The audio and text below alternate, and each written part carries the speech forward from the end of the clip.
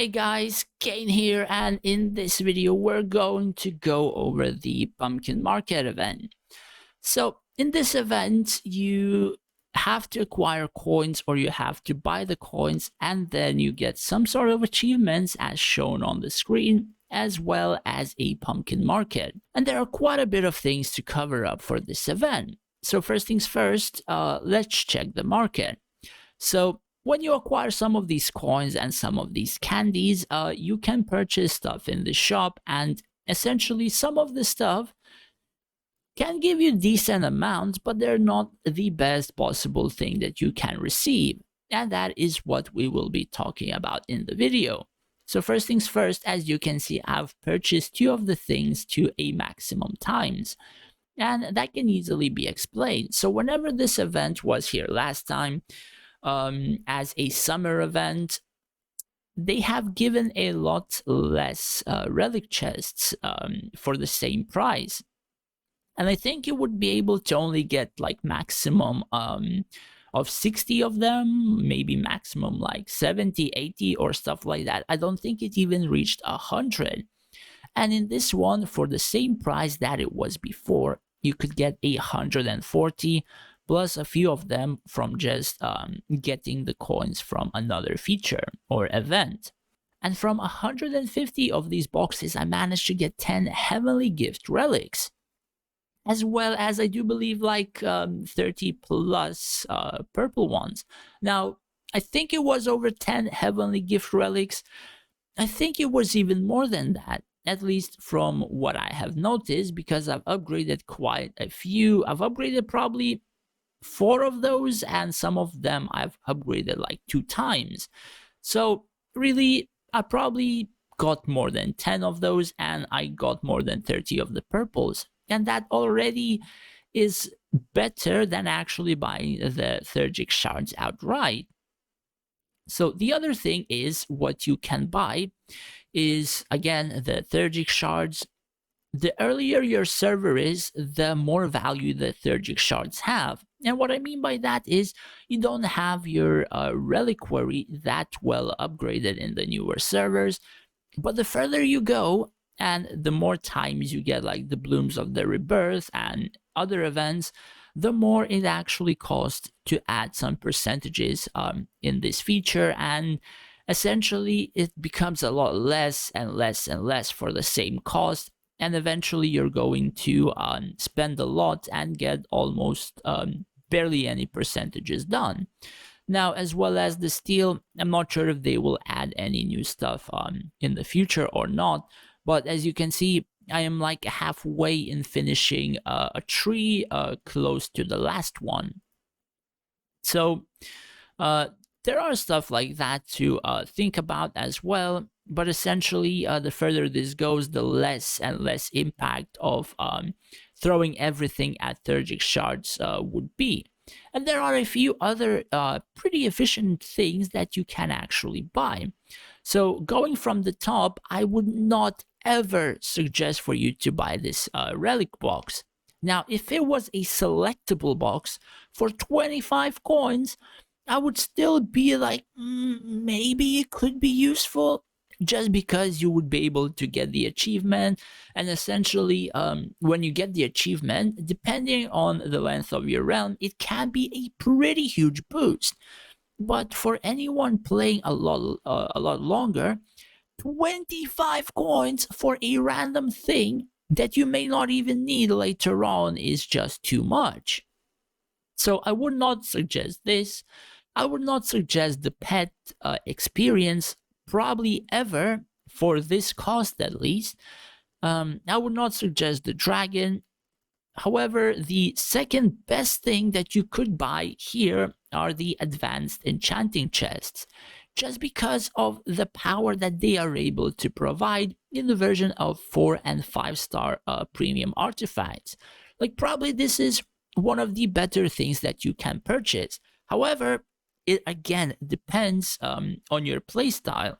So there are packs in the game where you can get a 5-star artifact for 50 to 85 bucks, depending on which pack you buy and how much you buy. So if you're a person who's actually spending money on the game, that artifact material pack has like probably 500% more efficiency than literally any other pack in the game. So if you're spending money and you're not buying the advanced material boxes, you're not playing the game properly, or you're not paying for the game properly, in my own opinion. And pretty much, I think it can be addressed by quite a few players as well, even the late game players. And if you are buying, then this pack means almost nothing to you and it's not as efficient for you. But if you're not spending that much money, or you're not buying those packs in particular, then this probably is one of the better purchases that you can do in this shop. The other one is the basic prism crystals, and I do mean basic. Do not buy the rare ones only, and I do mean only the basic ones. Now, those basic ones, they don't give a lot of core power to you, your field, or your heroes. However, they give a lot of possible stats. So for example, to upgrade one of these to level 9, it would require 6 of those crystals, but whenever I get all of these to a level 9, I get 10% more attack on my Valerie and 14% burning damage increase.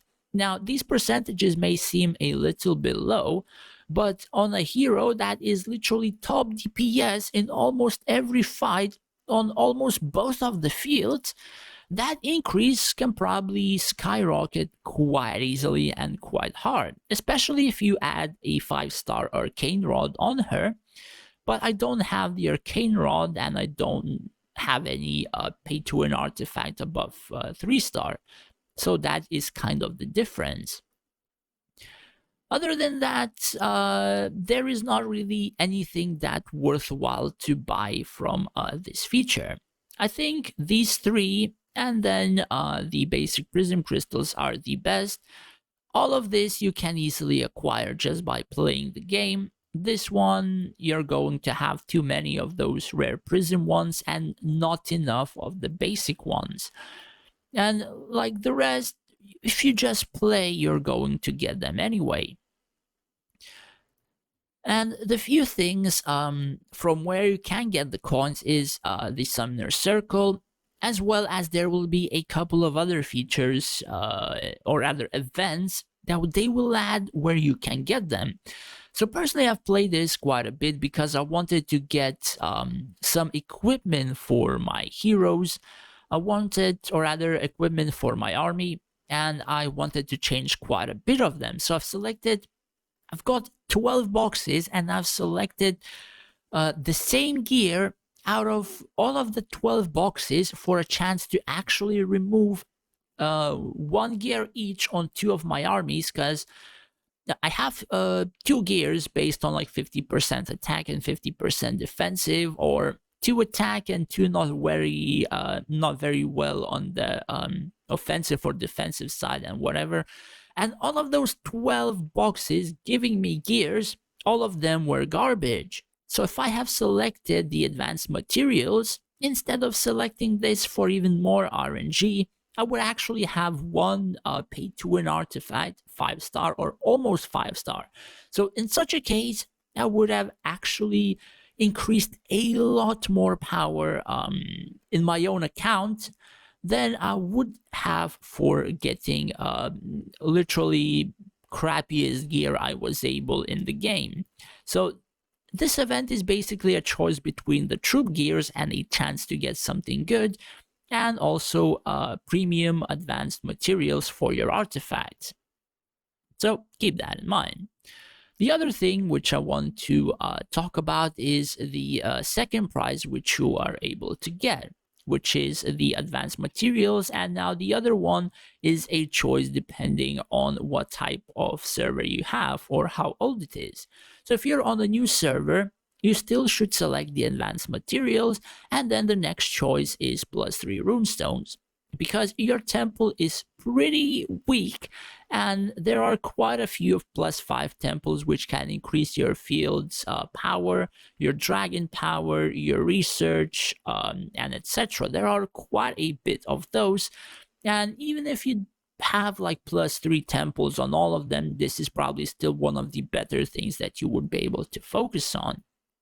But if you're like castle +40, +45, this kind of loses effect because you get runestones from literally everywhere, and you get them too much to the point like I have a pretty decent temple and a +3 runestone doesn't mean anything to me.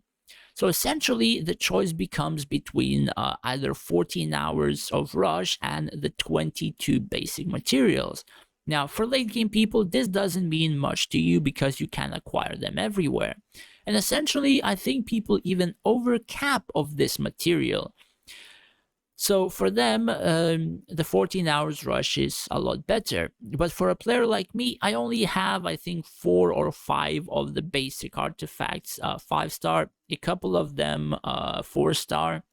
And I am kind of wanting to add Avril and Rufio onto my field, and I don't have them yet. And you need to upgrade Manila Codex as well as Leo Sprite to 5-star, which requires like 1,300 of basic materials each, so over 2,600 that I may require. So essentially that is the reason why I selected this, because I want to add them a bit faster. Other than that, this way of selecting rewards is the best possible. Now, for the rewards that I've traded, I've gotten the Astral Stones and the Forged Fire Stones just because I wanted to finish up on my Blade Masters.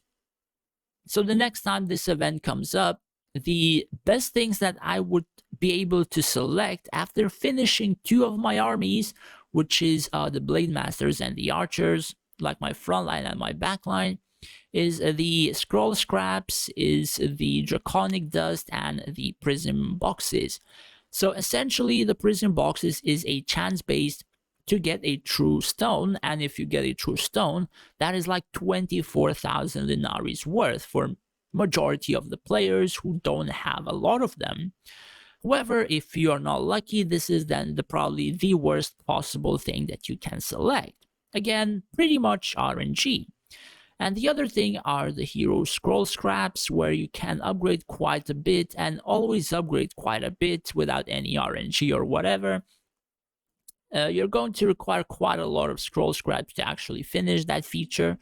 The same for the draconic dust. Again, it really depends on what you require, what you're aiming for, and etc. So probably these 3 would be the better choices.